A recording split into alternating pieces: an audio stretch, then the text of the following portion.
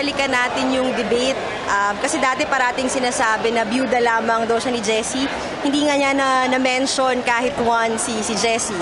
Which I think proves na siya on her own, kayang-kaya niya ito lahat. Kami masaya kami. Tingin namin na nasabi niya yung concrete na plano at paniniwala niya kung sakaling mahalal siya.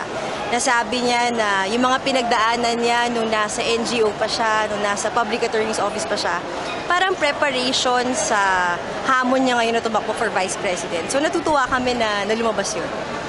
Of course, kami po magiging bias kayo magkakapatid din. Sabihin namin na maganda yung performance niya. Kanina po sa prayer po namin sa taas bago sumabak si Mama, sana po may mga makonvert kaming boto, makonvert po kaming tao. Ngayon po hopeful pa din kami na meron naman po.